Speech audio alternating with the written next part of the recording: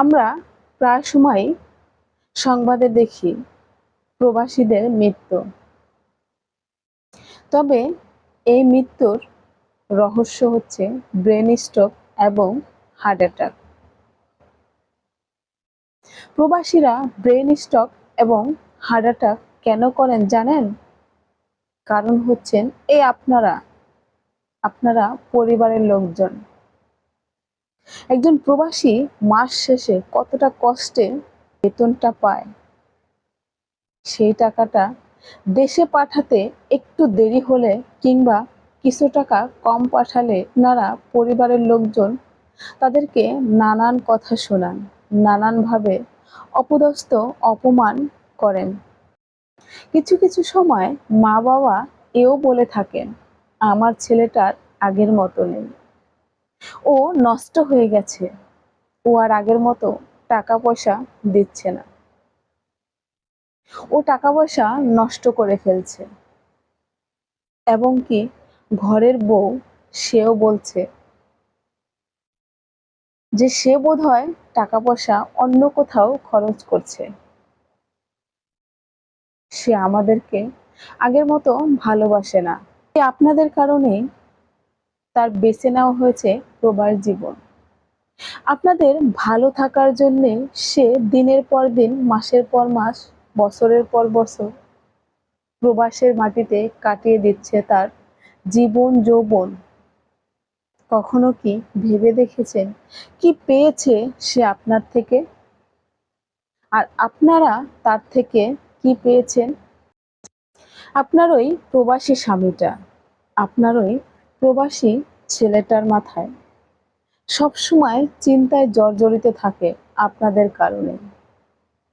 তার দেহটা প্রবাসে পড়ে থাকলেও তার মনটা পড়ে থাকে দেশে, পরিবারের কাছে।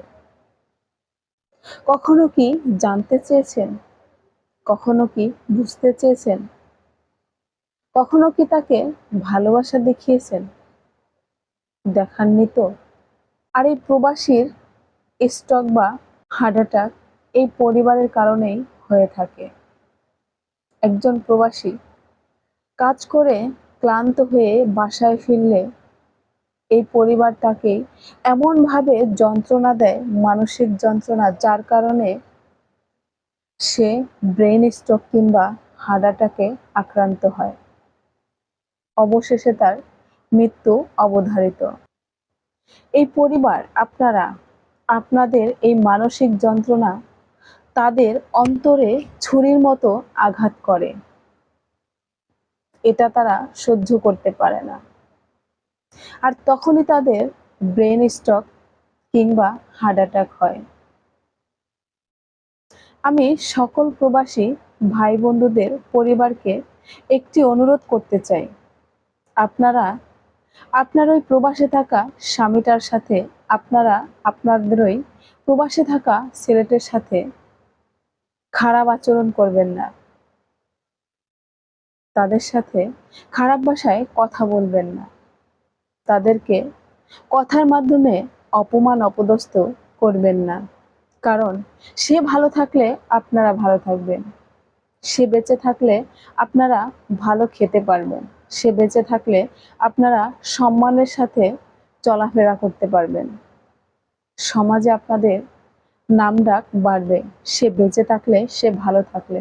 তাই আপনাদের এতটুকু ভালোবাসা পেলে দেখবেন ওই প্রবাসের মাটিতে কেউ ব্রেন স্ট্রোক কিংবা হার্ট অ্যাটাকে মারা যাবে না।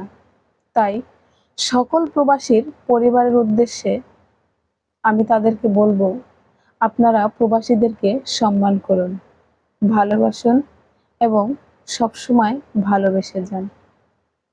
সকল প্রবাসী ভাই বন্ধুদের আমার পক্ষ থেকে আসসালামু আলাইকুম। সবাই ভালো থাকবেন।